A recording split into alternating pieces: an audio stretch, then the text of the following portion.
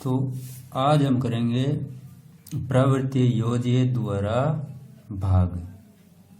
तो प्रवृत्ति योज्य सूत्र है अपने भाग करने के लिए, जिसमें ये 4 भाग दे रखे हैं।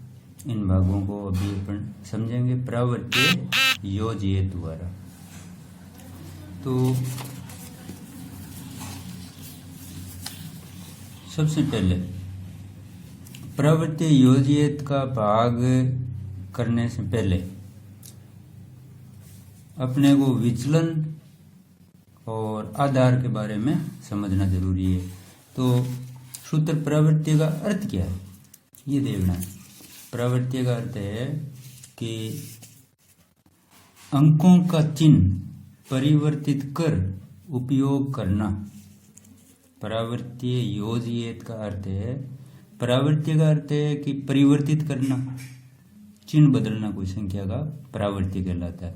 योज्य का अर्थ है उपयोग करना, अर्थात प्लस का माइनस और माइनस का प्लस, यानी चिन्ह चेंज करने को ही अपन प्रावर्त्य कहते हैं। संख्या के चिन्ह चेंज करते हैं ना, तो वो प्रावर्त्य कहलाता है। योज्य का अर्थ है उपयोग करना।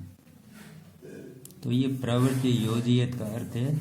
और इस सूत्र से जब अपन भाग करेंगे तो निम्नलिखित बातों का ध्यान रखना पड़ेगा। जैसे पहला पॉइंट है भाजक आधार के निकट हो, भाजक का पहला अंक 1 हो, यानी भाजक जिस संख्या का अपन भाग दे रहे हैं वो भाजक कहलाता है।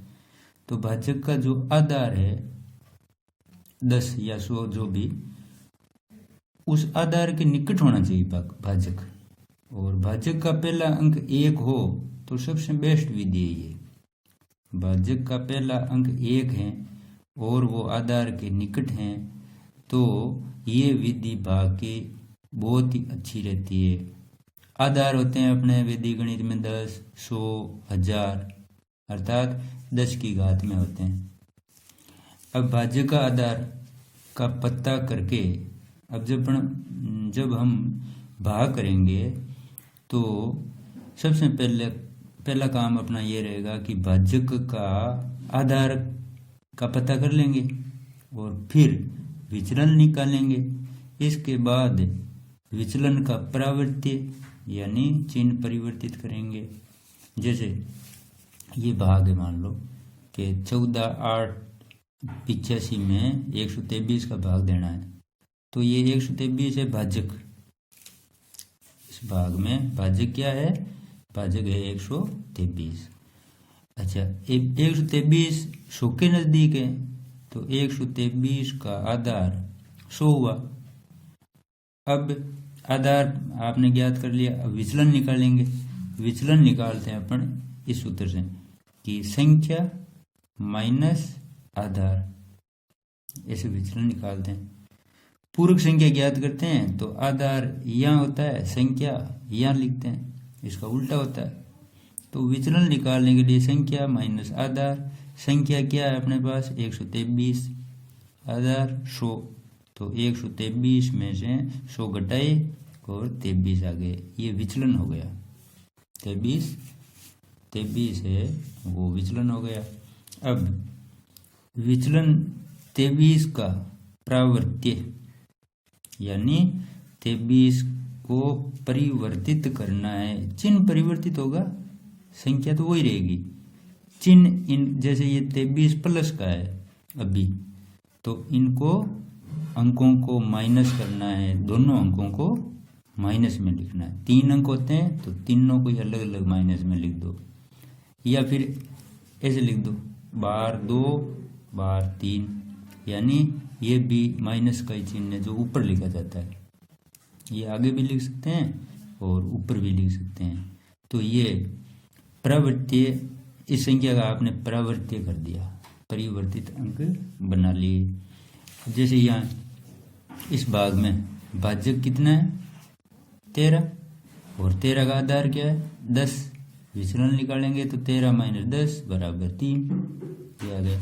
अब जो इम्पोर्टेंट बात है विचलन में अंकों की संख्या की, यानी जो विचलन ज्ञात किया वो तो ठीक है, आपने निकाल लिया, आधार का मालूम था, संख्या में से आधार घटा लिया। अब विचलन में अंक कितने होने जरूरी है वो ध्यान में रखना है। तो ये नोट करने योग्य बात है कि विचलन में अंकों की संख्या उतनी ही लेते हैं जितने आधार में शून्य हो। लेते कैसे लेते हैं कि भाई जैसे मान लो 103 में से आप 100 घटाएंगे तो आएगा तो केवल 3 ही ना, 0 थोड़ा ही आएगा। लेकिन अपने को 2 अंक लेने पड़ेंगे, तो 1 0 1 0 अपन खुद लगाएंगे, तो ये लेना हो गया। तो विचलन में अंकों की संख्या उतनी लेते हैं जितने आधार में शून्य हो। यानी अब जैसे इस भाग में देखो आप, ये भाजक है, भाजक में से आधार घटाएंगे तो आएगा 3, 103 में से 100 निकाल लिए तो 3 आ गया। तो 0 बाद में लगाया ना, क्यों?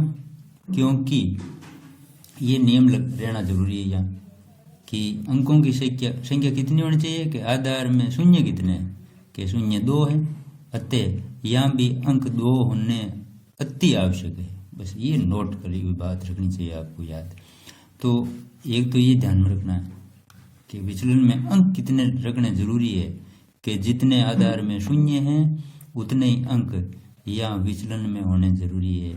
वैसे ही पूरक संख्या में भी आपने जब निखिलम विधि से भाग समझ रहे थे आप, तब पूरक संख्या में भी मैंने यही समझाया था कि पूरक संख्या में उतने ही अंक लेने हैं जितने आधार में शून्य हैं।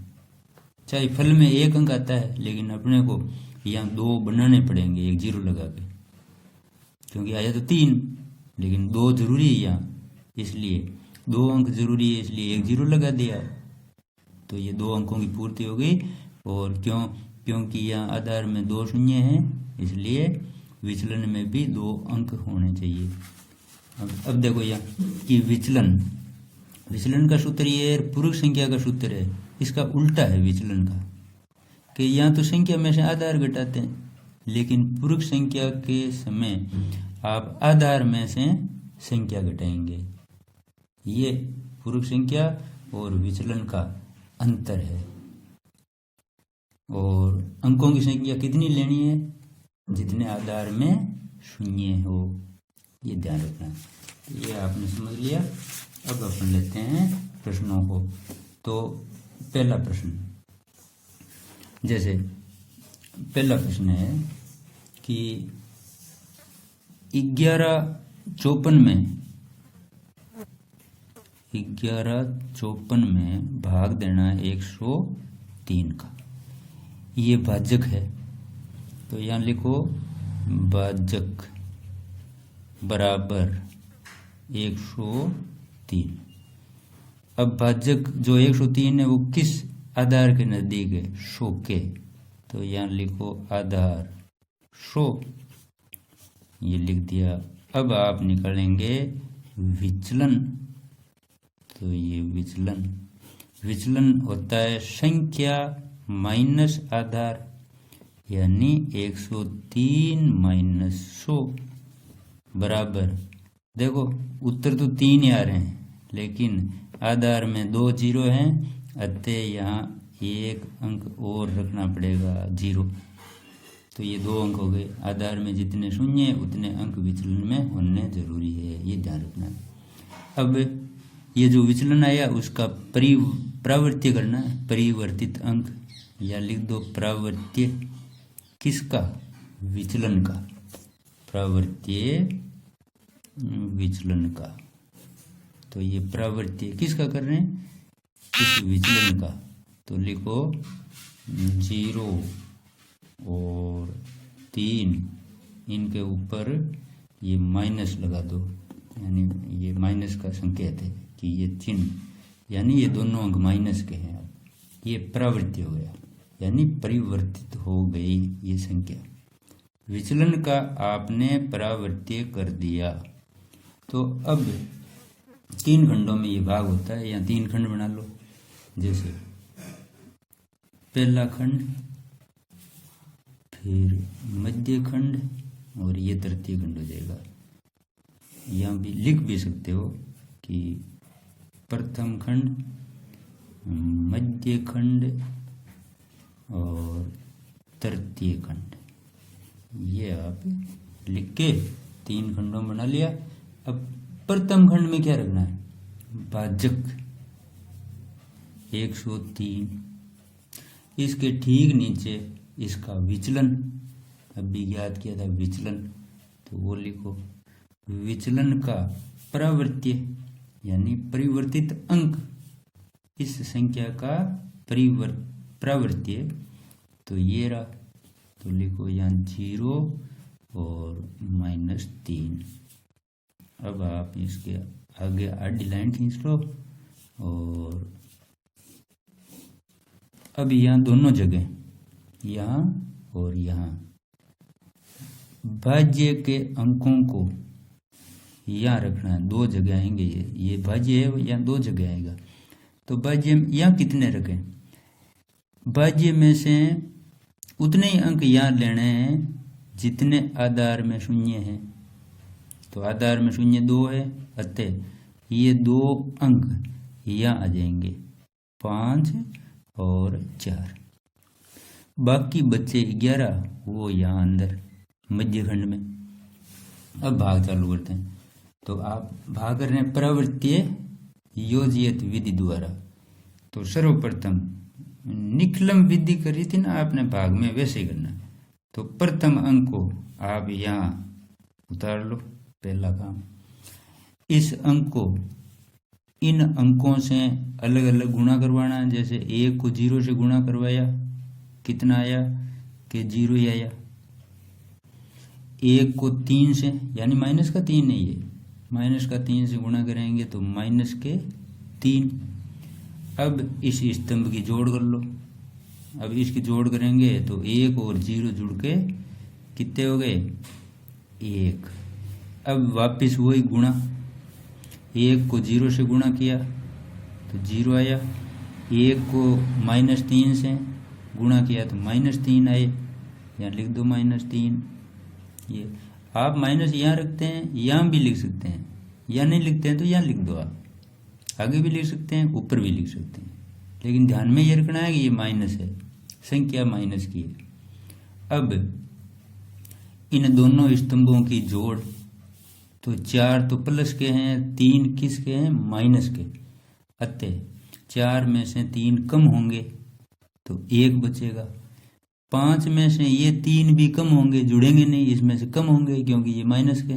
अतः 5 में से 3 गए, पीछे बच गए 2 और ये भाग पूरा हो गया। अब आप यहाँ लिख देंगे कि भागफल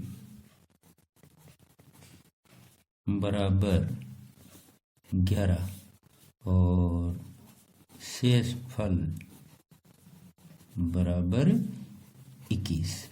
यानी जो मध्य खंड में ये संख्याएं आई ना नीचे, ये तो भागफल और ये शेषफल और ये प्रवृत्ति द्वारा भाग हो गया। अब जैसे अगला भाग करेंगे अपन 1358 भाग 113, ये भाग करेंगे 1358 भाग 113। तो सेम ऐसे ही करेंगे। इसमें क्या होगा कि आधार वही 100 और विचलन 13 आ जाएगा, प्रवृत्ति अंक आ जाएंगे और ये विधि चल जाएगी। तो करो भाग इसको। तो लिखो कि 1358 भाग 113।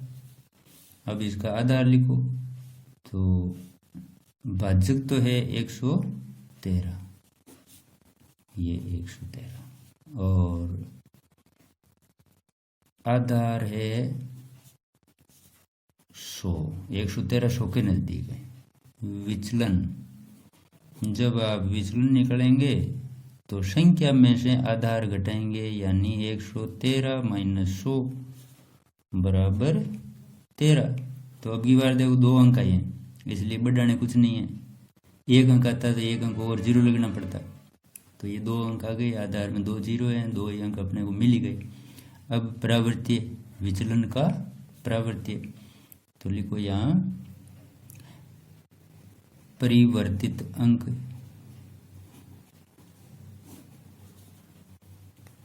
परिवर्तित अंक कौन से, ये विचलन वाले जो दोनों अंक है उनको आप माइनस में लिख दो, -1 -3 ऐसे। अब भले आगे लिखो चाहे ऊपर लिखो, ये की बात है। अब यही वही डायग्राम, प्रथम खंड, मध्य खंड और ये तृतीय हो गया। प्रथम खंड, मध्य खंड और ये तृतीय खंड। प्रथम खंड में क्या लिखें, प्रथम खंड में लिखना है भाजक को, तो 113 और 113 के नीचे विचलन अभी ज्ञात किया था तो लिखो 13 और ये परिवर्तित अंक नीचे -1 -3 और वो आडी लाइन खींचो। और अब तृतीय खंड और मध्य खंड को, पहले तृतीय खंड को भर दो। तो तृतीय खंड में कितने अंक लेंगे यहाँ से, 2, क्यों कि 2 शून्य है यहाँ, तो लिखो 5 और 8 को तृतीय खंड में, और बाकी के जो 13 है उन दोनों अंकों को या मध्य खंड में। अब वही प्रक्रिया कि प्रथम अंक को उतारो नीचे, तो ये पहला अंक उतर गया, इस अंक से गुणा करवाओ परिवर्तित अंकों से, परावर्तित जो किया था विचलन का उससे गुणा करवा दो अलग अलग, यानी इस 1 को इस 1 से गुणा करवाया तो क्या आया -1, ये 1 स्तंभ छोड़ के आगे -1 लिख दिया, -3 इस 1 को और 3 को गुणा करेंगे तो -3, तो यहाँ लिखो -3 आगे। अब इस स्तंभ की जोड़ कर दो, 3 में से 1 कम होगा तो कम, माइनस है इसलिए कम होगा, तो कम होंगे तो पीछे बचे 2 ये। अब वापस वही प्रक्रिया, वापस गुणा की, तो 2 को -1 से गुणा करवाओ तो -2, 2 को -3 से तो 6 आ जाएंगे माइनस के, 2 और 3, 3 दूनी 6 और वो भी माइनस के, तो -6। अब इसको जोड़ो, जोड़ने का अर्थ है कि 8 में से 6 घटेंगे, जुड़ेंगे नहीं, तो 2 बच्चे, 5 में से ये दोनों मिलकर 5 हो गए, माइनस माइनस की जो दोनों संख्याएं हैं वो 5 हो गई, और वो 5 है वो प्लस का है, +5 में से ये माइनस का 5 निकल गया, तो 5 में से 5 निकल गया तो पीछे बच गया 0, तो ये भाग हो गया। यहाँ लिख देंगे भागफल बराबर कितना 12 और शेषफल आ गया 0,2, तो ये भाग हो गया। अब जब अपन तीसरा वो करेंगे, ये करेंगे 14, 32 में 88 का भाग। अब की बार देखो ये उल्टा जा रहा है क्योंकि ये संख्या आधार से छोटी है, तो फिर ये निखिलम विधि के टाइप से ये सवाल होगा, कर लो, कर लेते हैं, यही कर लेते हैं। वैसे होगा ये निखिलम विधि से, क्योंकि संख्या ना वो आधार से छोटी है, तो अपन जब वो निकालेंगे विचलन तो माइनस का आएगा, निकालना विचलन ही है, तो संख्या -100 करेंगे तो माइनस के 12 आएंगे, फिर उनका प्रवर्त्य करेंगे तो वो 12 प्लस के हो जाएंगे, और वो भाग निखिलम विधि से शुरू हो जाएगा। तो कर लो इसको। 14, 32 में भाग देना है तीसरा, 14, 32 भाग 88।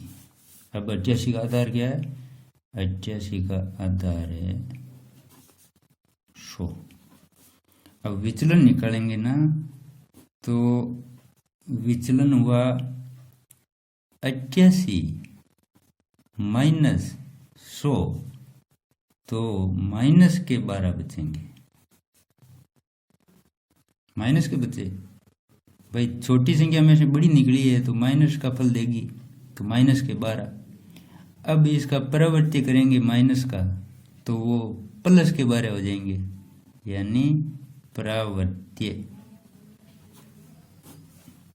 हो जाएगा प्लस के 12, यानी +1 और प्लस के 2। ये अभी बार प्लस है प्रावर्त्य, यहाँ जो माइनस आ रहा था ना, अब की बार अपने यहाँ प्रावर्त्य प्लस में आया, प्रावर्त्य प्लस का आया। तो अब ये तो निखिलम, जैसे निखिलम विधि से करते हैं ना, वैसे भाग हो जाएगा। तो वही प्रथम खंड, मध्य खंड, तृतीय खंड बना लो। तो ये प्रथम खंड और ये मध्य खंड और ये तृतीय खंड।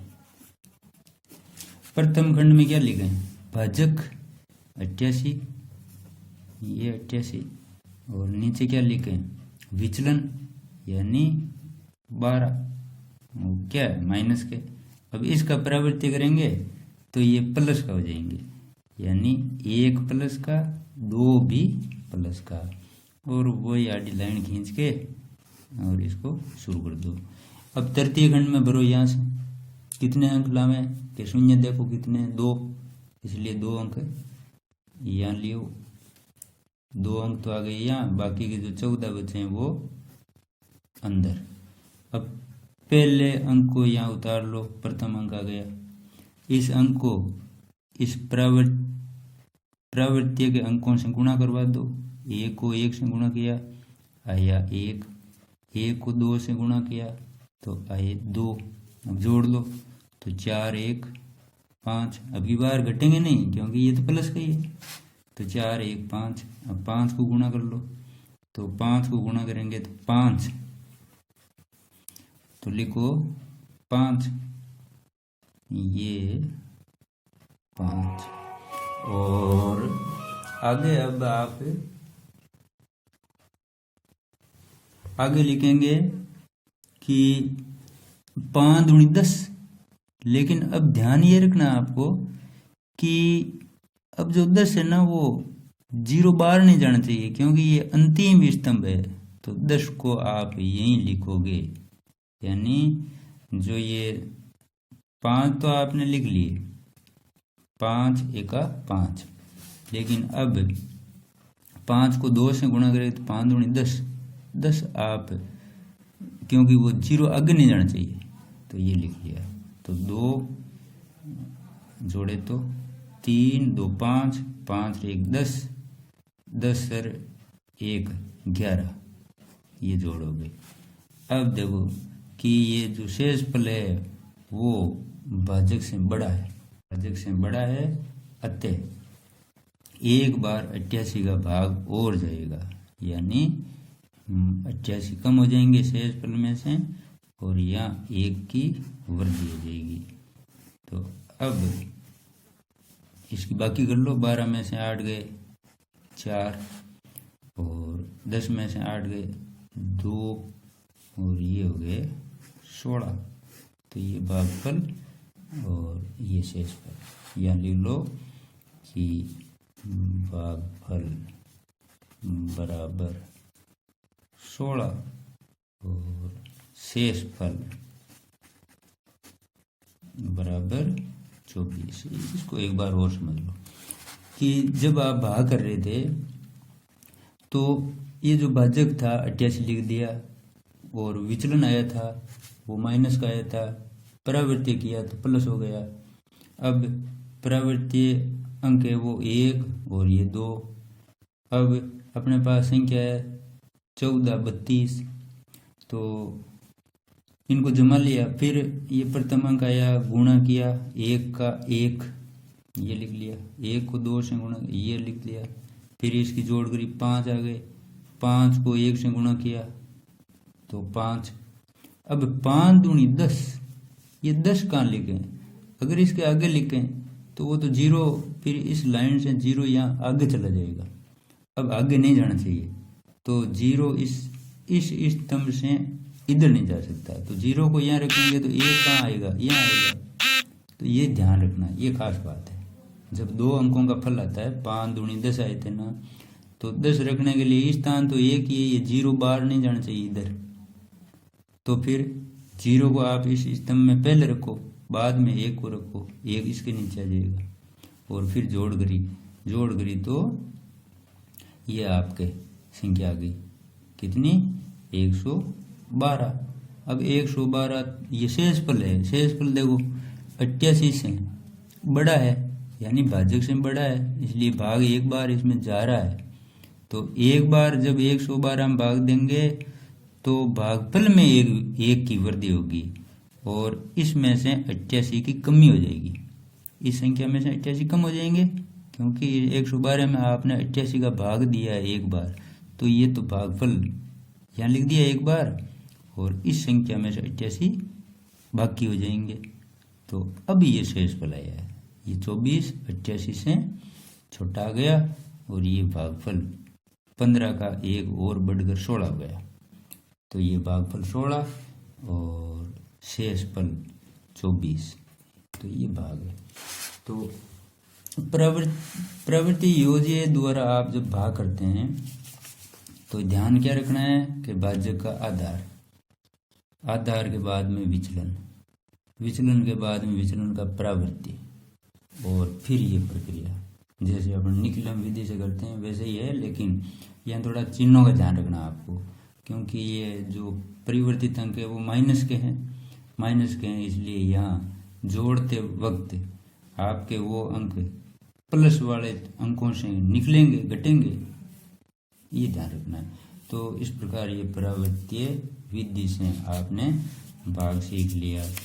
अब मान लो कोई 3 अंकों की बड़ी अंकों की संख्या है मान लो, और ये तो कोई वो नहीं है क्योंकि आपने प्रवृत्ति जब विचलन माइनस का आया तो प्रवृत्ति प्लस का हो गया और फिर वो ये निकलम विधि से भाग चालू हो गया, ये रूप बन गया निकलम विधि वाला क्योंकि ये संख्या प्लस की है और ये तो भी निकलम विधि टाइप हो गया। तो ये निकलम है, प्रवृत्ति में ये है। तो वैसे किया तो आपने प्रवृत्ति विधि से ही है इसको, लेकिन अब यहाँ सारी प्लस की हो गई ना संख्याएं, जैसे निकलम विधि में होती है वैसे कर लिया। और अब इसके आगे जो संख्याएं हैं अपने भाग वो ये है 123 भाजक है। तो इसको आप सीधे देख लो, इन दोनों प्रश्नों को आप डायरेक्ट देख लो। जैसे इसको देख लें पहले 14,885, तो ये सवाल देख लो 14,885 भाग 123 प्रवृत्ति द्वारा भाग कर लो। तो सरल ही है, ये सीधा है। जैसे आपके पास में भाजक कितना के 123 का आधार के 100, विचलन संख्या माइनस आधार यानी 123 माइनस 100 बच गए 23 का प्रवृत्ति किया यानी 23 के अंकों का चिन्ह परिवर्तित किया, तो ये अंक परिवर्तित अंक कहलाने लगे। और क्या भाई, इनके चिन्ह बदले। प्रवृत्ति का अर्थ ही है कि चिन्ह बदलना, अंकों का चिन्ह बदलना। तो ये अभी प्लस के हैं तो ये माइनस के करते ही ये प्रवृत्ति हो गया 23 का ये। अब इनको वो 3 खंडों में जमाना, तो भाज्य को यहाँ लाए, भाज्य के नीचे विचलन लिखा, विचलन के नीचे इसका प्रवृत्ति अंक लिख दिए और फिर इस भाज्य को इन दोनों खंडों में तो इधर से यहाँ रखना शुरू करना है। तो कितने अंक लावे वो निर्णय यहाँ जाकर करो। आधार में शून्य कितने के 2, इसलिए यहाँ से 2 अंक उठाओ और यहाँ रखो। तो 2 अंकों को वहाँ से उठा के यहाँ ले लिया और बाकी के जो आगे के बचे हुए अंक हैं वो यहाँ मध्य खंड में ले लिए। ओके, अब आगे फिर वही प्रथम अंक को नीचे लाओ और फिर वो गुणा करवाना -2 -3 से, तो -2 -3 आ गए और फिर वो जोड़ चालू कर दो। तो 4 में से 2 क्या होंगे, कम, माइनस का है इसलिए 4 में से 2 कम हो जाएंगे। तो पीछे बचे 2 को फिर गुणा करवाने गए तो -4 आ जाएंगे, यानी 2 दूनी 4 माइनस के। और फिर 3 को तो माइनस के 6 वो लिख दिया। अब इनकी जोड़ करो, जोड़ करेंगे पहले माइनस माइनस जोड़ो, माइनस के जोड़ हुई आपके -7 और 8 में 8 है प्लस के 7 है माइनस के, तो 8 में से 7 घटेंगे, पीछे बचेंगे, पीछे बचा 1 बस। अब वापस वही प्रक्रिया जाओ, क्योंकि इसमें जो भी फल आ रहा है वो यहाँ गुणा होने जरूर जाएगा, ये अंक इधर नहीं जाते हैं गुणा होने। बस मध्यखंड के जो यहाँ फल आ रहे हैं 3 आओ चाहे 2 आओ, कितने फल आए वो यहाँ गुणा होने जरूर जाएंगे और वो गुण फल यहाँ लिखते रहेंगे अपन।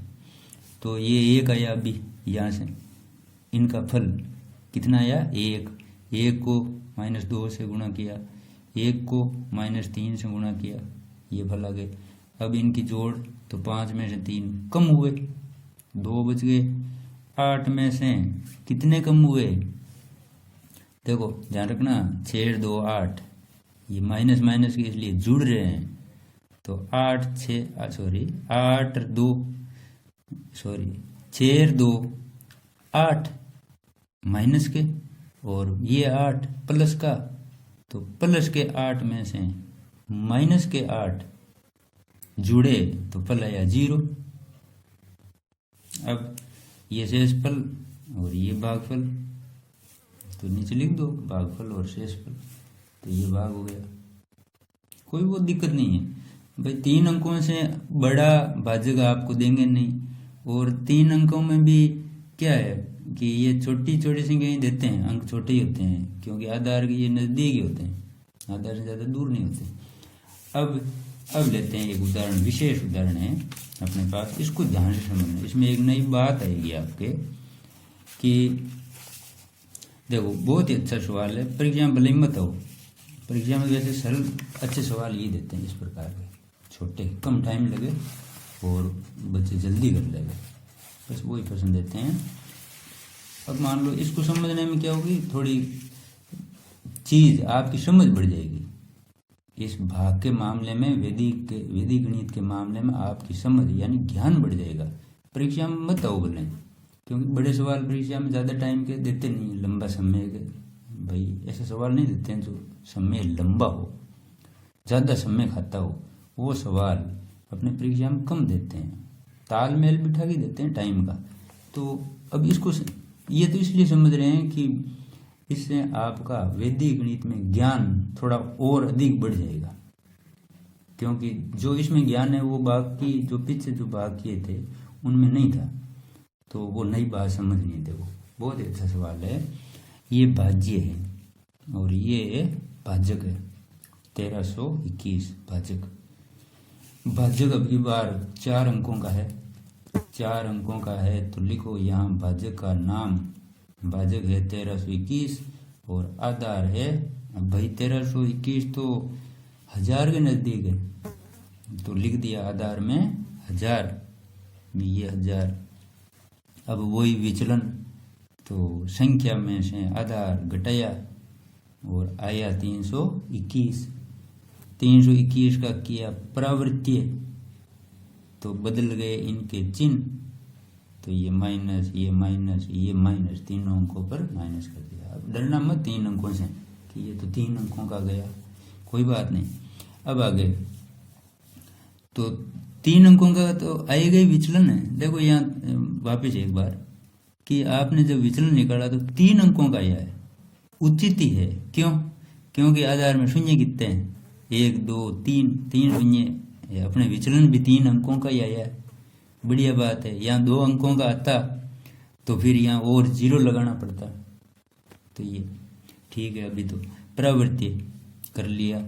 अब यहाँ वही 3 खंड बना लिए, प्रथम खंड, मध्य खंड, तृतीय खंड, और ये लाइन खींच ली, आडी लाइन खींची, यहाँ भाजक को लेकर आए, ये भाजक यहाँ रखा, भाजक के नीचे उसका विचलन रखा, विचलन के नीचे उसका प्रावर्त्य, ये प्रावर्त्य लेके आ गए, ठीक है।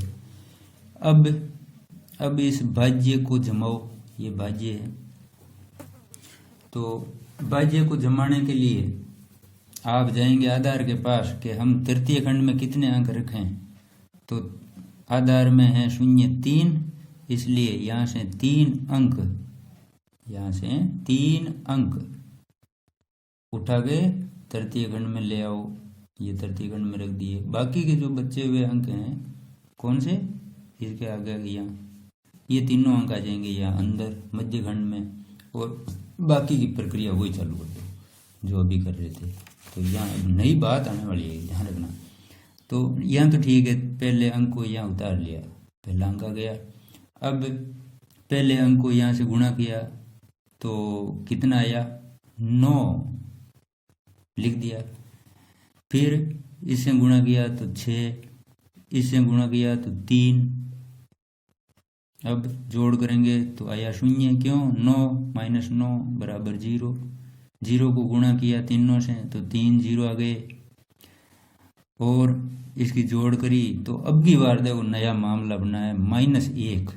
क्यों, क्योंकि ये देखो छोटी है संख्या प्लस वाली, ये माइनस वाली संख्या है बड़ी, इसलिए फल निकल के आया है -1। भाई बड़ी माइनस की है, इसलिए फल माइनस का 1। अब देखो -1 गुणा, अब ध्यान देना सारी बातों पर, यहाँ तक अब आप पूरे ध्यान से सुनना, 5 मिनट का काम है। देखो कि यहाँ फल जो माइनस का आया है ये माइनस का 1 है, यहाँ भी तीनों ही माइनस के हैं। तो जब आप इससे गुणा करवाने जाएंगे तो फल प्लस का बन जाएगा, यानी 3 प्लस का। ये गुणा होगा 1 और 2, तो ये भी प्लस का। ये गुणा होगा वो भी प्लस का, क्यों, माइनस माइनस बराबर होता है प्लस। तो ये प्लस के फल आ गए, देख लो, ये नई बात आई। यहाँ फल माइनस का आ रहे थे, यहाँ 0 आए, यहाँ धनात्मक आने लगे। ठीक है, अब जोड़ो तो 6 और 1 जुड़ेंगे, क्योंकि सारे प्लस के हैं। 7, 6 और 2 प्लस के हैं, इसलिए हो गया 8। यहाँ देखो ये प्लस का है और वो भी प्लस का है, हो गए 4, और ये है माइनस का। तो 4 में से माइनस के 3 घटेंगे, बच गया 1। अब ये है शेषफल और ये है भागफल। अब भागफल में देखो फल में माइनस आया हुआ है, इस माइनस को प्लस करने के लिए आप 9th की एक विधि अपनाएंगे, कक्षा 9 की। 9 में एक थी। अब क्या है, इस संख्या को बोलते हैं विनकुलम संख्या। जो ये फल आया ना, विनकुलम रूप में आया है।